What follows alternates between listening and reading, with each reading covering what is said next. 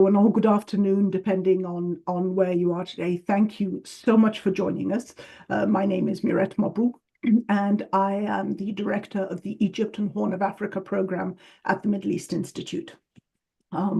Today's event, as you know, is on Egypt's energy challenges. Now, the words in there are important because people associate Egypt with gas, but people are also aware that Egypt at the moment is going through a little bit of an energy crunch, as witnessed by the power cutoffs that were staggered through this entire summer.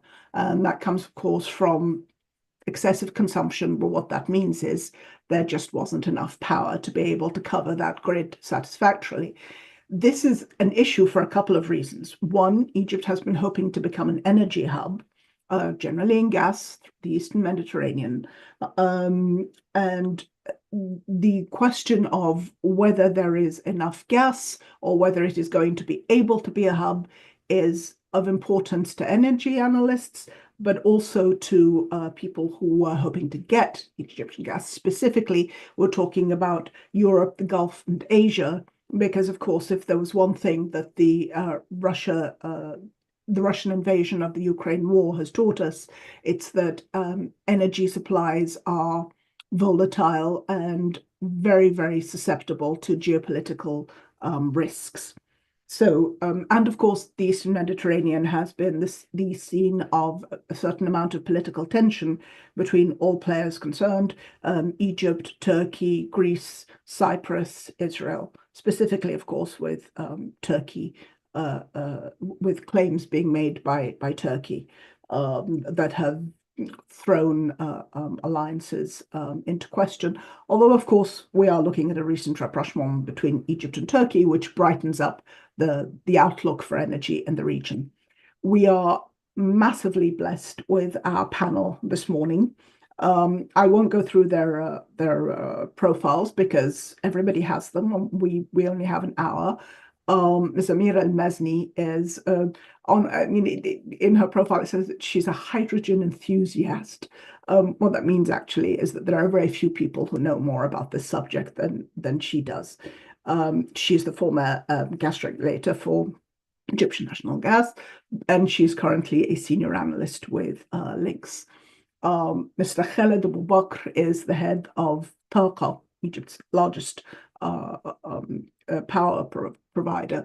But he is also, this is new news, he is also the recently elected president of the International Gas Union, first time ever for an Egyptian.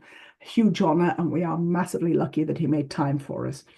And then, of course, my colleague, Colby Connolly, who is a senior analyst with Energy Intelligence and the director of Middle East Institute's Energy and Economics program. Thank you all for joining us. I am going to ask the panelists to kick off with a short 5-minute introduction, and then we will move into a moderated discussion. If you have any questions, please put them through. Generally, we take the questions at the end, but if we have a question that is pertinent to the discussion, we will slide that in straight away. I'll take them. And without further ado, thank you so much, everyone. We're going to kick this off.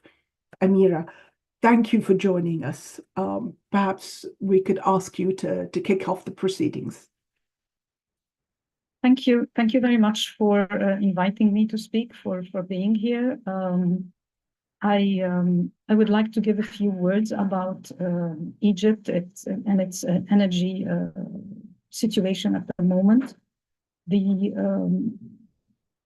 Egypt is perhaps the most mature oil and gas producer in the region, particularly in the East Mediterranean region. It has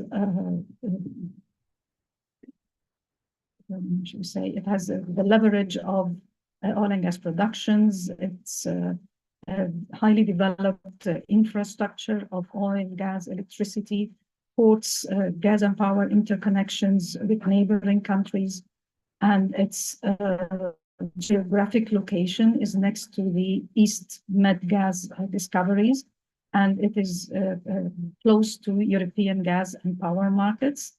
And its aspirations for the hub position is not necessarily the export type of a hub, but mainly a physical hub where both imports and exports, swaps and trading take place, along with services such as transportation, transmission, transit, liquefaction, etc. It also has possesses a huge renewable energy potentials from wind and solar that are necessary for the production of hydrogen, which is attracting a lot of attention these days. It has kept back and forth, becoming net importer, net exporter, particularly in the past 10 years. It has swapped its position.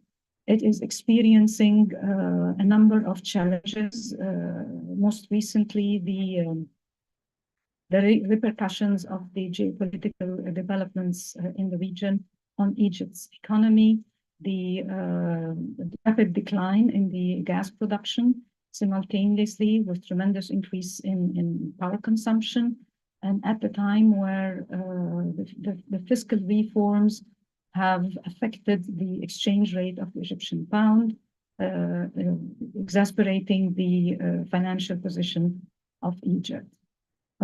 These challenges will be, I'll be happy to address and discuss in this webinar. Thank you.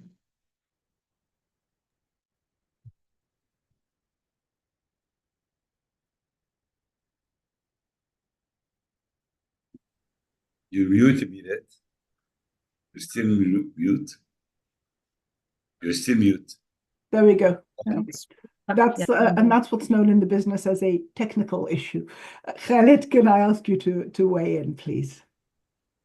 Yeah, out of my thoughts, Egypt's geographical location at the crossroads between different continents, Africa and Asia and Europe, had allowed it to play what I can call an instrumental role on the global economical and social and political and scientific landscape. Not to mention, of course, our geographical location between different civilizations over the thousands of years. So that this has evolved to Egypt to be a country that can moderate and understand the different demand and way ahead of different culture around us in that part of the world. So we have evolved today as a global energy player, as an excellent platform for a pragmatic solution for the energy debate, shortage, security of supply in different regions. So I think Egypt stands at the crossroad of various energy nations that are in different phase and priority of their energy journey. And that really caused for us a lot of question marks here on the Egyptian market, because, for example, across Egypt and Africa, my continent, there are a lot of developing nations that are striving to meet the basic energy needs, essentially for getting out of energy poverty and fueling their economical progress. While just across the Mediterranean on the north, our European friends and colleagues, much more developed nations, are more into addressing their demand by focusing on prioritizing having access toward greener molecule. And that would cause a lot of question about, are they going to lift more gas or not lifting more gas? So these are the kind of very important unanswered questions that really have, that will have an impact on our local shaping, our local demand and mix of energy. But despite these different positions, I think we all aim around the Mediterranean here, we all aim toward the same direction, which is providing a better quality of life for our people, namely reducing CO2 emission. Having said so, the government of Egypt, as my colleague Amira have explained, have embarked in a strategy of an energy mix that started by renewable energy, and nowadays, which we will elaborate more down in our discussion today, into a hydrogen national strategy. The question that you would pose, or would people ask, how far you have succeeded to implement this strategy about renewable energy and about hydrogen? Of course, not everything you plan getting executed, depending on a lot of economical challenges and global challenges. So, for example, on the hydrogen, while Europe was suddenly in huge demand for that hydrogen technology and green hydrogen and blue hydrogen, I was in a workshop 3 days ago with a leader of a very famous European financial institution. He said, "Guys, what you have done in Egypt on the preparation for the future of the hydrogen is much more than what we are doing in Europe. So you as Egyptian, you took our European plan too serious, while the European plan had little bit lagged behind due to many economical reasons related to the cost of the green energy and the hydrogen." Thank you. Thank you so much. You have raised a lot of questions, all of which I will come back to. Don't go anywhere. Thank you. Colby, can I lean into you for a mile-high international view of all of this?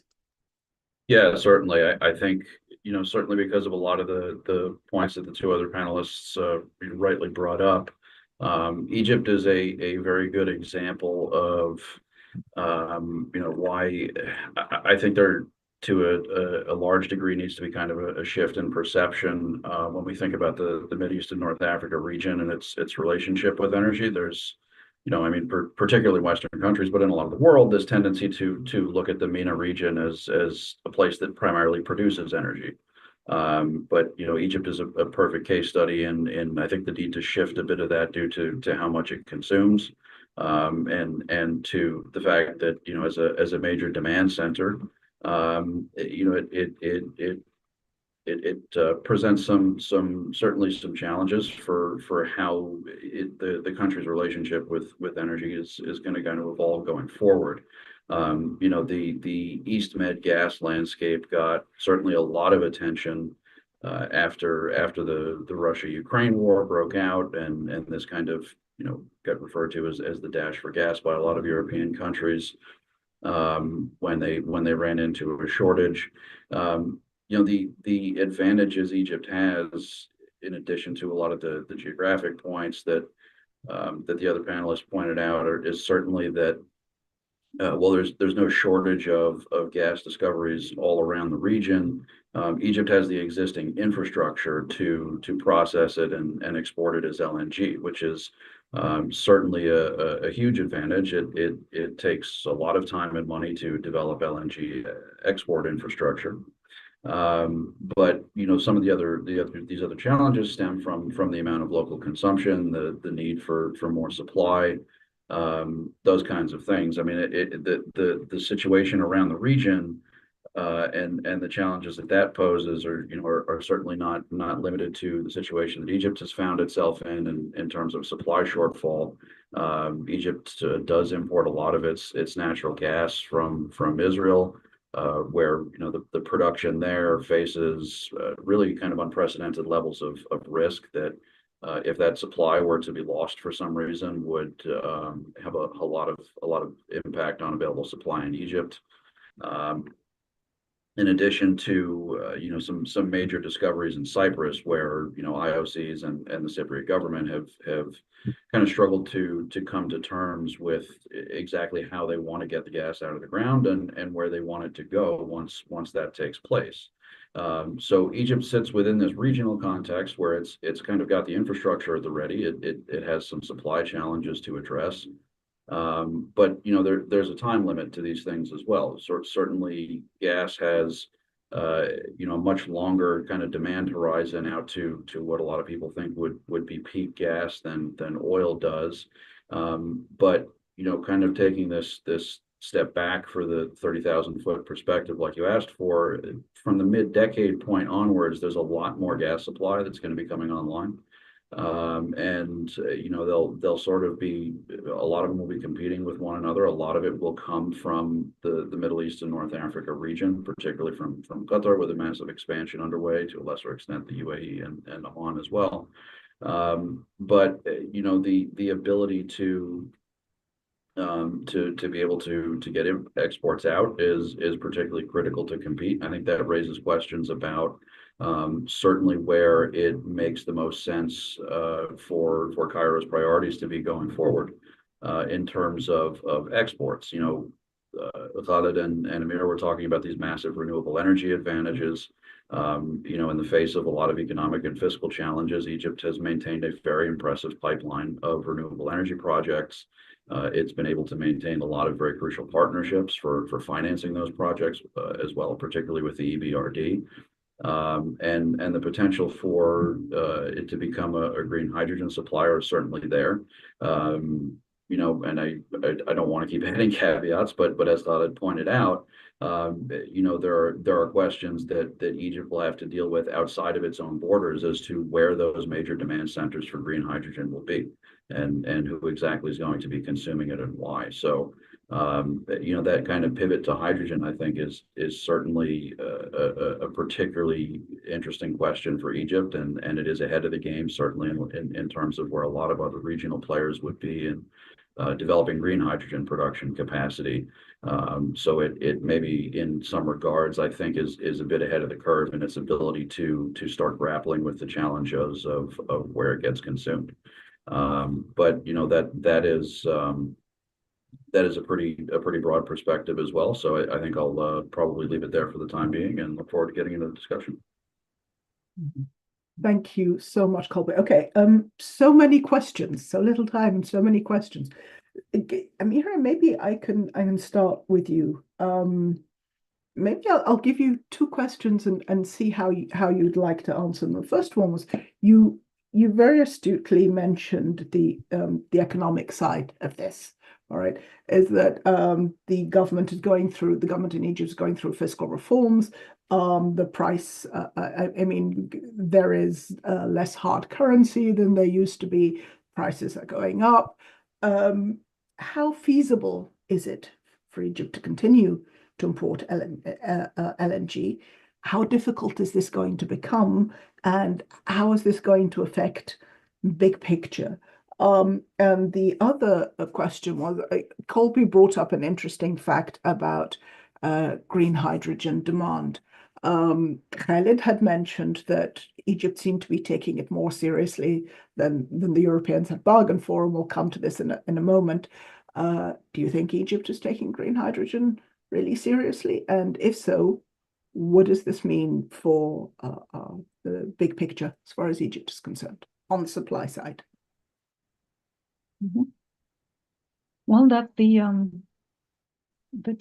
challenge for continuing to import LNG is actually more of a financial challenge rather than anything else. Of course, the LNG market is, again, a little bit tight. Prices have increased a little bit. Today, the average price is, TTF is around almost $13 per million BTU. Because of the financial, shall we say, constraints that Egypt has, well, let's take it one point at a time. The shortage of gas, that is the gap between the supply and the demand, is forcing Egypt to turn to imports.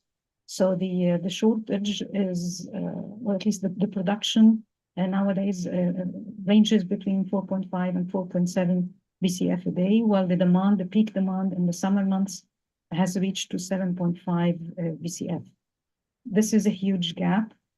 Imports come in natural gas imports come in two forms. One is the pipeline gas, which comes from Israel through the EMG and the Arab gas pipeline, which amounts to almost 1.1 BCF a day, plus 1 BCF a day of LNG imports via the Sukhna FSRU and the Aqaba FSRU as well.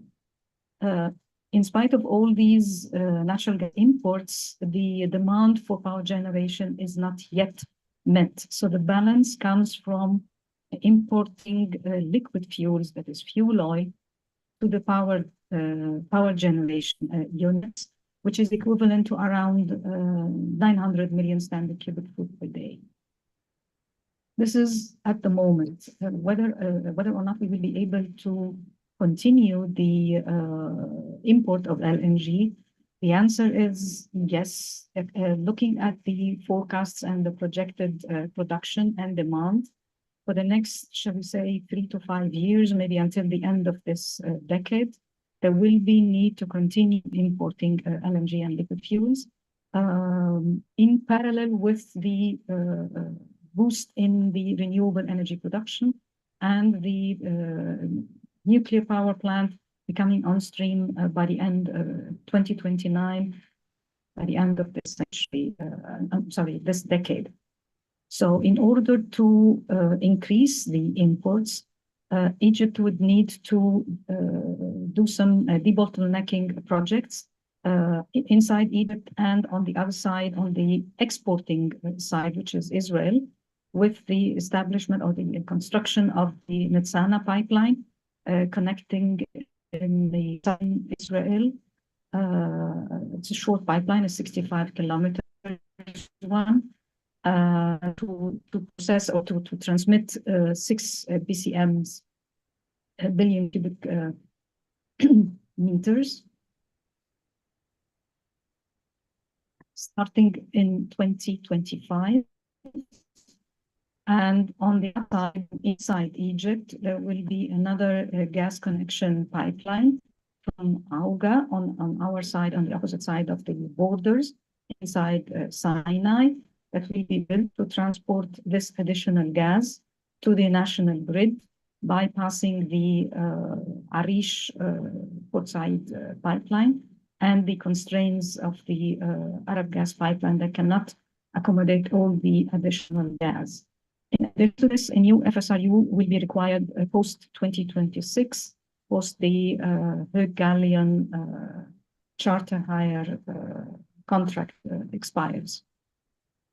It's a huge challenge, and based on that, Egypt resorted to delayed payment of 180 days, which resulted in an increased import price, something like 50 or 60 cents per million BTU of the total cost of the BTU, that is, due to the option of 180-day delayed payments. Again, geopolitical developments in the Bab el-Mandab Strait have resulted in circa 50% drop in the Suez Canal revenues, again putting even further burden on the finances. But resorted to the option of power cuts in the last summer peak demand period, sort of made us realize that the downside of the power cut and the cost of importing LNG, although it is extremely high,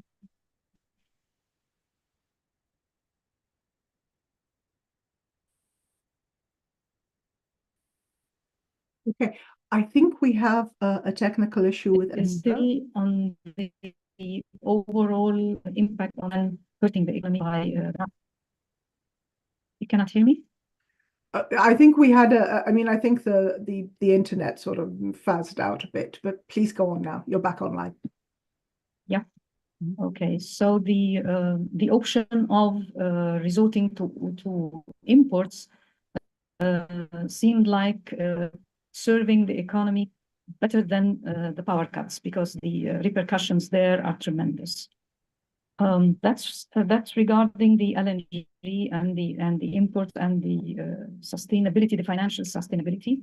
Of course, it cannot continue, but it is a temporary sort of course of action that the government has opted for. With regards to the green hydrogen, yes, there is tremendous interest in green hydrogen production, not for the green hydrogen itself per se, but for the derivatives production of ammonia and methanol, either for a green fertilizer production and export, or as a carrier for green hydrogen for the importers, interested importers. We all know that hydrogen as such is difficult to transport.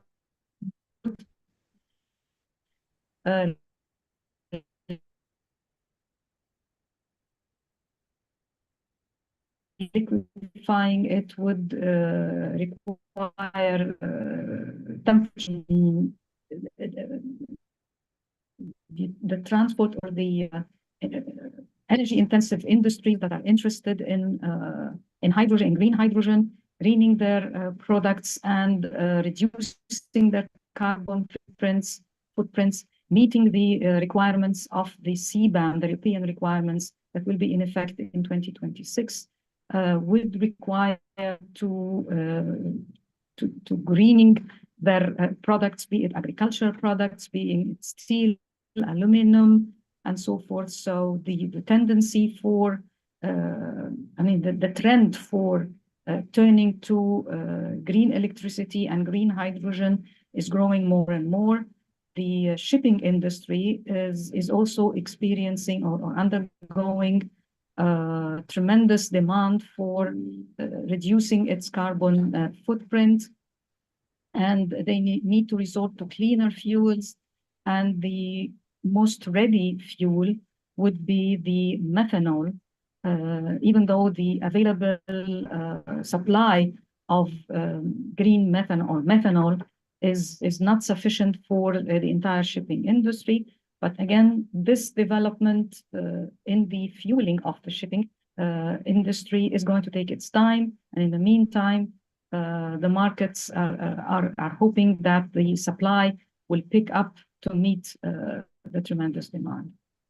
In this respect, Egypt has issued an incentives, financial incentive law to attract investments in the green hydrogen industry, to increase the, to accelerate the turning into a green hydrogen economy. It involves the entire value chain of the green hydrogen. It is including the renewables that would be dedicated to green hydrogen production, the production plants themselves, the derivatives plants that would be consuming the green hydrogen for the developments, and so forth. So yes, it is serious. It is providing breaks, tax breaks, financial incentives, and import customs incentives, and so forth. I'll rest for now and give the chance to the other panelists to answer the question. Thank you. Thank you so much. You actually kicked off a couple of questions. If I can turn to Khaled for a moment. Based on something Amira said, but also based on something that you mentioned, on two things actually that you mentioned. One was you mentioned a disparity between the energy needs of emerging economies and the energy needs of developed economies. All right.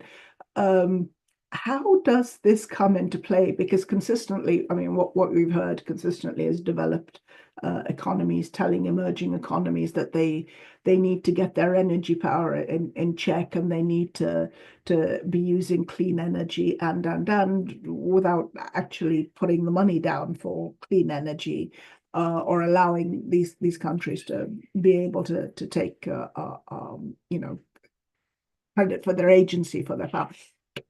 How does this fit in with what you were saying earlier?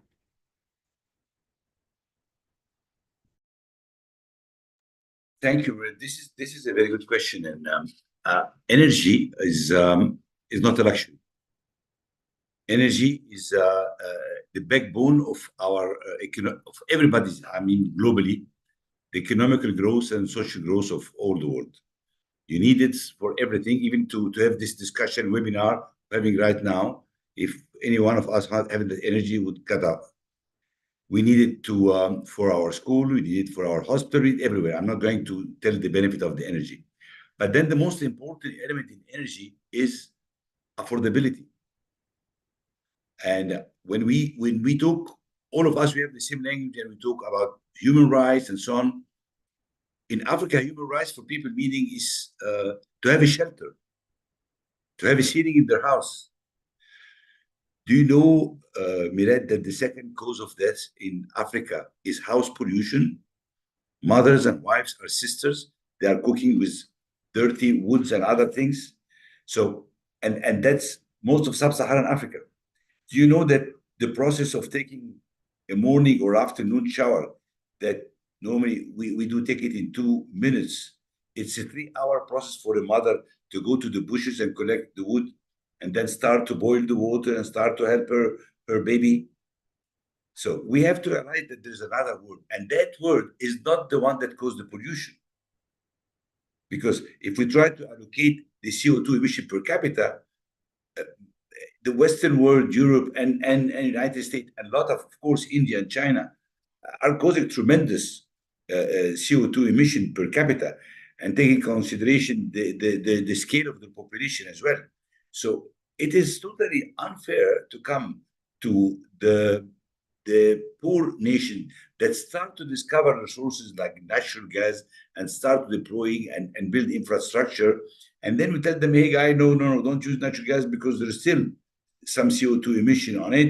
You have to use some much more cleaner renewable energy. And then I have to start selling them technologies and solar panel coming mostly from China, if you want to know the reality, not even from Europe. They cannot afford it. So it is a debate globally that's ongoing that is not fair. I think we in this part of the world, we respect nations that want a much cleaner energy and they can afford to pay it. If you are in Sweden, Norway, you can afford to pay it. But I cannot have the same, and you said the word disparity is an exact proper word. You cannot impose this on Africa. So what's the problem right now? The problem that all European banks, a lot of American banks have stopped financing infrastructure projects that are related to gas. So that makes the problem much bigger because if you're in a country and you want to expand your infrastructure about gas, and to tell you, for example, the gas projects in Egypt that goes down to more than 17 million houses. So 80% of the Egyptians are connected with natural gas. Was a fantastic project 30 years ago that was developed by the World Bank and financed by the European Investment Bank. So that same European Investment Bank, nowadays consider the gas is a very bad thing. It's a pollutant. So countries and business and market has to go to much more expensive financing. So they go to private equity, where the IRR and the interests are much higher. So this is a very big disparity. So again, when we try to go into this global debate, we try to understand each other point of view, respect it, and what is practical for Europe is not necessarily practical for South America or Southeast Asia or Africa. Even within the European continent, with all our friends there, the disparity between the north of Europe and the south of Europe, and between east of Europe and west of Europe, and when they are all engaged and committed to have CO2 zero emission by 2050, their schedule on getting out of the CO2 emission is totally different, depending on their economy and their affordability. I hope I answered your question. You did, but there's a lot more to it. Let me ask, so how does all of this fit into Egypt's efforts to move 40% of its power production onto renewables? Okay, that's a very good question. And I think Amira explained a bit. What people do not realize that Egypt is a very big economy and very big population. Typically, the energy growth used to go with the economical growth. So if we have an incline on the GDP growth, that will be coupled with an incline on the demand. And that demand was growing by 5 to 8% annually, which is a big number compared to the world energy demand growing around 1 to 1.5%. But for example, in 2015, we had that shortage. So we were importing. And because we know we don't need for a long time just to close the gap, we had the importing gas was through the FSRU. So it was a temporary scenario of 3-5 years. While we were doing this, we were started to engage in discussion and negotiation with the East Mediterranean gas producer, mainly Noble and Chevron in Israel. And in the same time, Egypt has discovered the big field of Zohr. So in 2020, you stopped all the importing while the FSRU was parked there, and you start to cover all your market, and you start to export because you had Zohr was producing at the maximum capacity. and you have a good, and you were a hub at that time. So typically you were a hub from 2020 to 2023. And you enjoyed, even with the crisis going on in Ukraine, when the prices in 2022 went to $60 per million BTU, Egypt was a hub. So a lot of the East Mediterranean gas was going through all the pipeline that Amira described, going to the LNG that were stranded. So we had two LNG that were stranded, and all that gas was going to Europe. The amazing thing that the EU president, Her Excellency van der Leyen, she came to Egypt to sign a strategic partnership for more gas, while her institution and banks were saying, no, gas is a polluting energy. So this is the kind of destruction that or signal that we are receiving from Europe. So we started to export to Europe. But in the last 2 years, in 2023, the energy demand in Egypt, the electricity demand alone, grew in 1 year by 19%. 19%. Why? Because suddenly, with a population of 100 million, you've been receiving more than 12 million refugees. And as you know, Mirad, in Egypt, we don't put the refugee in camp like a lot of other countries do. The refugee, they are brothers, and they are people from Sudan, from Yemen, from Libya, from Lebanon, from Syria, from Iraq. All of these are coming to Egypt, and they just mingle and mix in their society. So they're not in a camp where we provide them with some humanitarian help. So they start to open the restaurant, the shop, buying houses. So all this has suddenly put the pressure on increasing the local demand in Egypt in the last 18 months.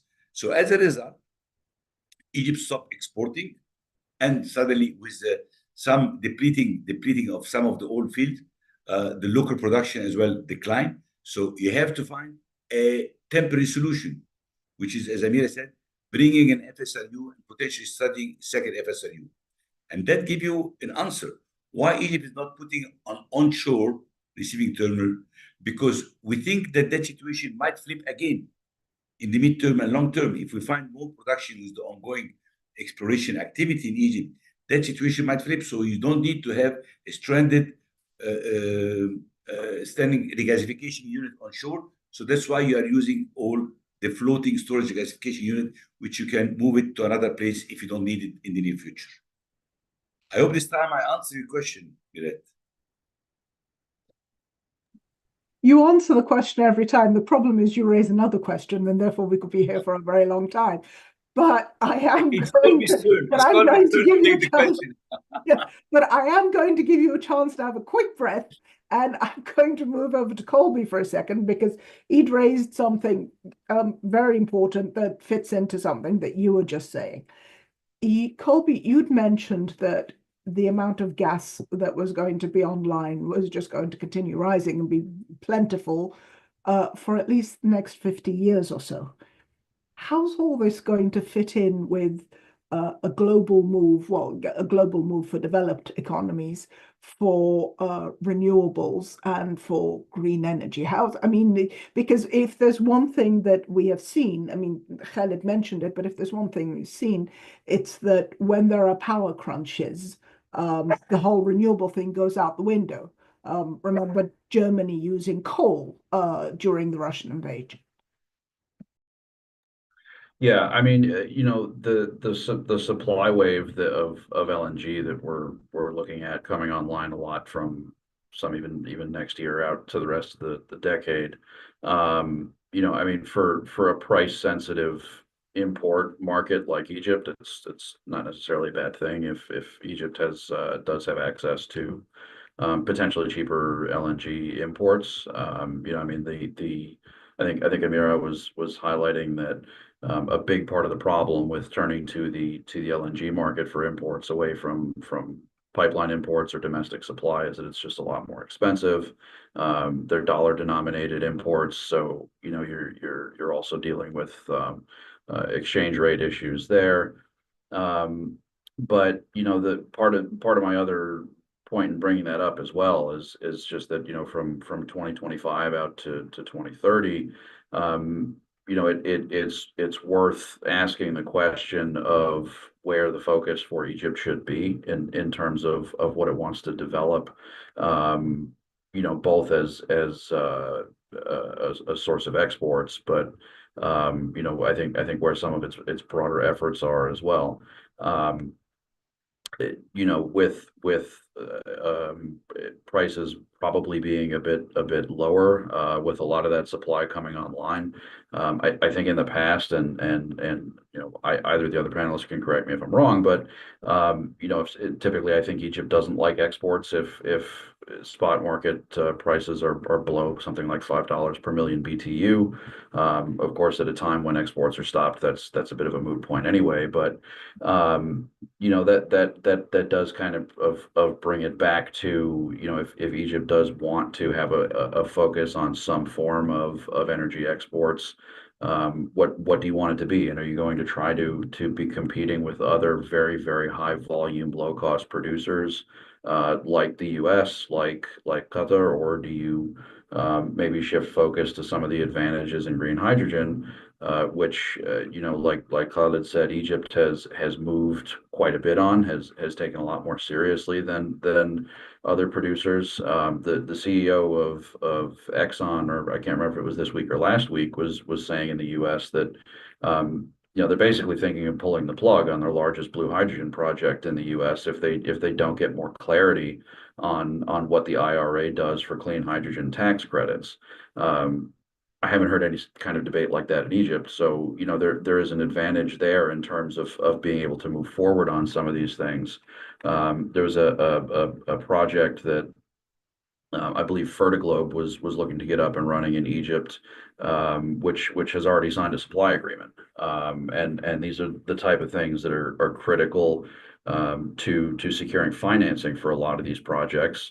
You know, to put it as simply as possible, a sales book that's lined up, an order book, is a lot of what underpins the ability to get these projects financed. You know, Khalid raised the point as well of a lot of banks not wanting to finance oil and gas infrastructure. But if you have better prospects of cash flow with some of these green hydrogen projects that are in the pipeline, well then, you know, maybe it makes more sense to focus there for the moment. And then, you know, that kind of plays in also, I think, to some of the questions Amira was talking about in terms of what the end uses for green hydrogen end up being, you know, the extent to which maybe it can address some of the needs for different forms of energy within Egypt as well as exports. A lot of countries that focus on green hydrogen in the way that Egypt does typically have an eye on exports, but there's also the potential to offset certain forms of domestic consumption as well. That, you know, Morocco is a fairly good example of that too. But that was a fairly long-winded answer to your question, but yeah, I think I'd leave it at that. Thank you so much.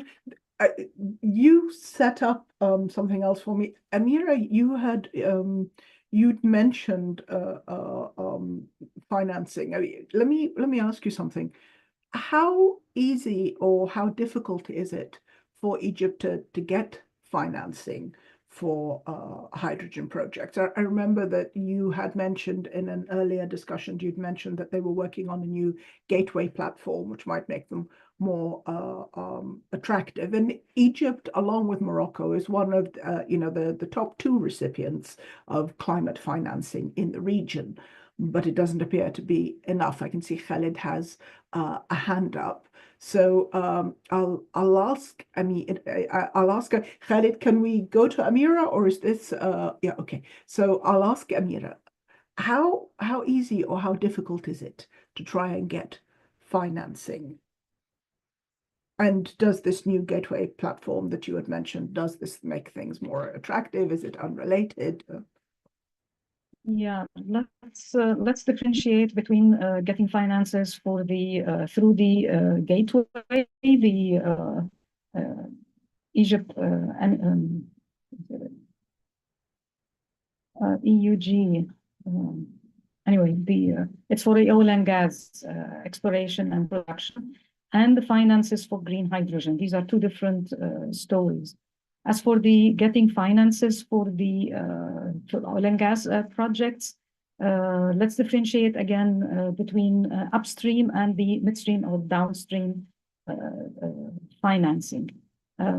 As for the upstream, these are typically financed through the production sharing agreements by the contractor, which is the IOC or the local E&P company. They do the financing as they've always done it. But when it comes to midstream or downstream, examples like upgrading of the national grid or the refinery, most banks, as Khalid mentioned, and IFIs, they have moved away from financing fossil fuel-based projects. The LNG imports are being financed directly by the Ministry of Finance and the Egyptian Central Bank.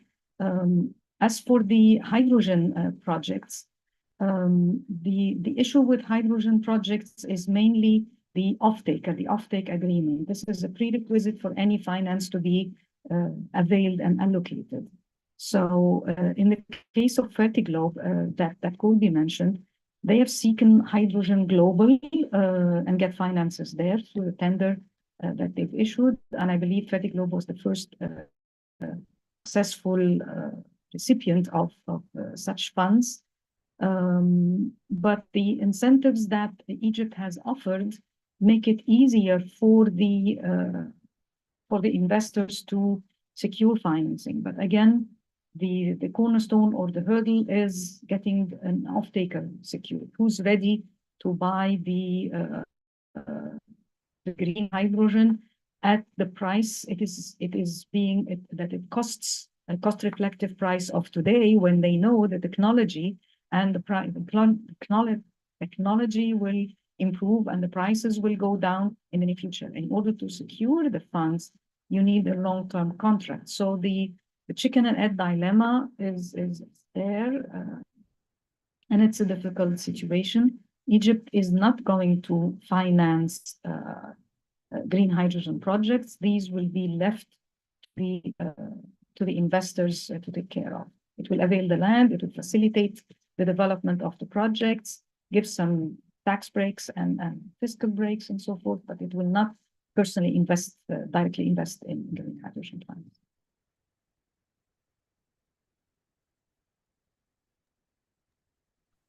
Khalid, you had a hand up. Yeah. Just to add to first, thank you for Connie's comment. They are very, very important. But that on that foreign investment in the Egyptian hydrogen, I second Amira's, and just to give you and our audience here a magnitude, there have been 23 MOU signed. So people said there's too much MOUs. Fine. How many of them will have a frame agreement? And you know, the frame agreement is a binding agreement where you commit, you put the bond, and today 15 companies signed the frame agreement. I'm one of them. TAQA Arabia have signed together with Voltalia, a French-based company. We've signed $3.4 billion agreement for the green hydrogen. Just the total amount of this 15 frame agreement would represent something of $83 billion green hydrogen in the pipeline. Is this required for the local market? Absolutely not. So all this is for an offtake agreements to European, Japanese, and Korean market. So the banks are financing, because the bank, as far as you are selling a product in US dollars, they are comfortable. You're selling it to an offtake agreement, it's guaranteed. The only problem is, as Amira mentioned, when you have this financial crunch that happened over the last 18 months, then you are paying your partners in the oil and gas, in the exploration in dollar, then you have a shortage. That's what creates sometimes a problem in the receiving. We've seen this in 2014. It was solved within 18 months, but again, came back to the surface. And the government know that this is on the top priority, because they know the impact of having receivable with the IOCs is a big problem. So it's on the top priority of the. Khalid, may I interrupt you for 1 second, because you Please. raised something important. You said that the problem had been solved, but then came back. Yeah. Why? When we had this crunch in the US dollars, Okay. with the exchange rate in the last 18 months, okay, thank you. that created a major problem. We had a huge devaluation, so it had a big impact. And as I was the earlier point that we're discussing, that suddenly you had to import more products than you were planning to import. So all this has suddenly made a shortage on the allocated amount of dollars that you're going to pay for the energy. Mm. So it piled up, and then the government knows the priority, and we see there is an ongoing dialogue with all the IOC. We have regular private sector like us. We have regular meeting with the government, with the minister, with the prime minister on how they are going to solve it over a number of. You cannot solve it overnight. You cannot solve $4 or $5 billion overnight or a month. It takes time, and it takes confidence. You need to be confident on the government and that they will be capable to pay.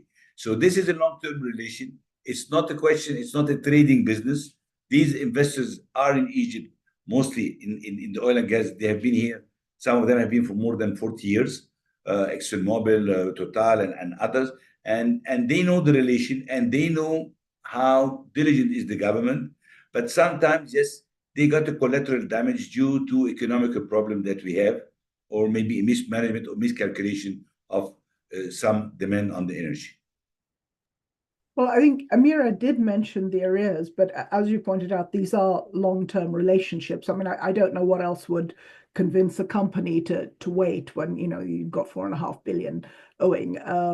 You know, they are, like I said, they are long-term relationships. But and this is maybe something that we can jump to Colby to.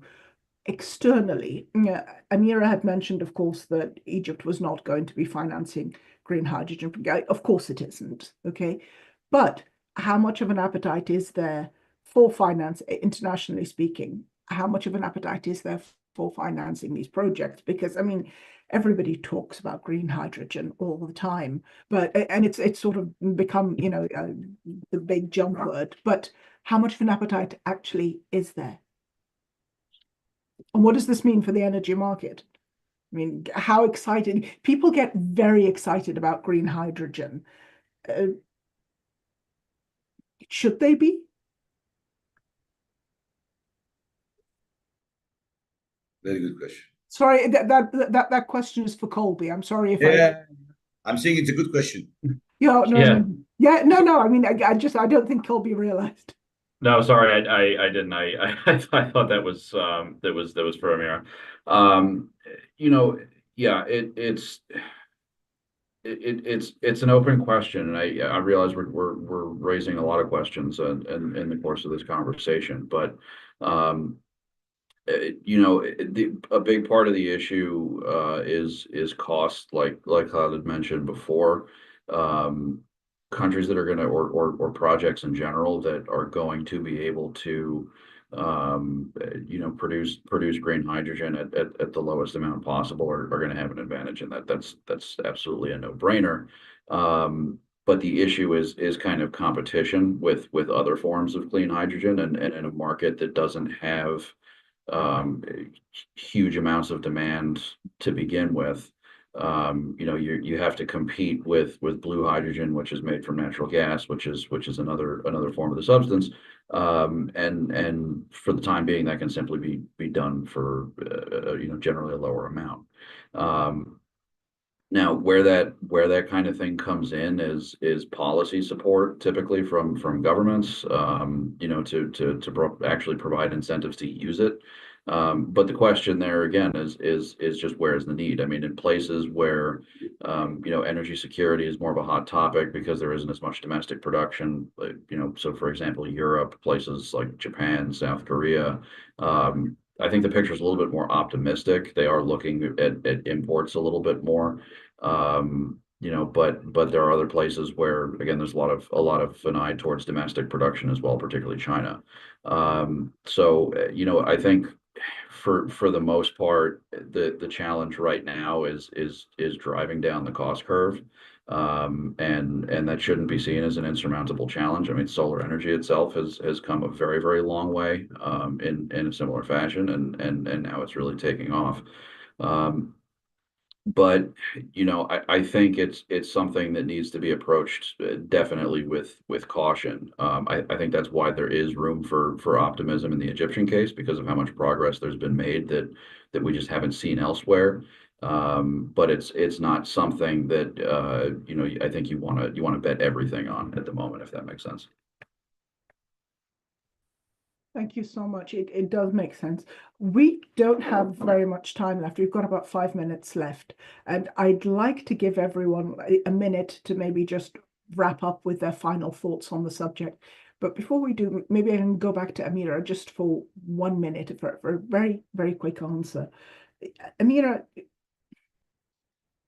we've gone through, what is happening. What do you think, how do you think Egypt can best capitalize on the current situation, right? Egypt has said it wants to be a hub, but at the moment it's consuming too much, to be a hub. It's more of a terminal than a hub. We have financing issues, we have, political issues, but we have a lot of issues. What do you think Egypt should be doing to capitalize on its obvious potential at the moment? Or it doesn't even need to be short term. Long term is fine. Yeah, the key is to diversify the energy sources. We cannot keep continuing relying on just one primary energy source, which is the hydrocarbons. The potential for the renewables is huge. The interest is great. I mean, this is the ideal time to attract investments in renewable. The entire world is going for net zero and reducing carbon footprints and so forth. So we should be doing this. And we should learn how to manage the demand side, because we've always been on the supply side as a sort of a secondary variable to the demand. We need to absolutely increase the energy efficiency and diversify the energy mix. This is the 1 minute reply. That was perfect. Khaled, you have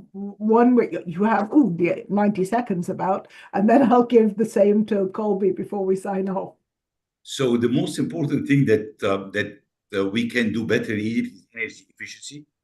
Energy efficiency in utilization. This is from one point. The second point, energy efficiency in the choice of energy. And the government has to impose the energy efficiency. We need to seriously switch to renewable energy. Yes, we have a lot of plan and we have the potential, but maybe more incentive and less bureaucratic activity need to be done to switch. Every million BTU that you replaced of gas that you deplete from going to the power station and you replace it by renewable energy is a saving for the economy and is a saving for the energy stability and energy security. That's quite a list. Thank you. Colby, 1 minute for what everybody else wants to see come out of this. Yeah, well, those are certainly both tough acts to follow, I think. Look, we've talked a lot about the massive potential that Egypt has in this field, and I think it's really going to be key that before a lot of that gets realized is that that the ability to meet and manage demand is prioritized in the near term. Kind of focusing on different ways to solve these crises as they emerge is something that really absorbs a lot of time and money and attention, and can really kind of stymie efforts at more long-term planning, which is what's really essential, I think, for a lot of the things we've talked about to be realized. So I'd certainly leave it at that, but I think that our other panelists had some great input there. So again, certainly a tough act to follow there. Thank you so much. Thank you to our brilliant panelists, Ms. Amira Al-Nazmi, Mr. Khaled Bokr, Colby Connolly. Thank you so much for joining us, and thank you to everyone else who joined us. Do please join us again. And this will be up and online. Thank you, and we hope to see you again soon. Thank you. Thanks very much.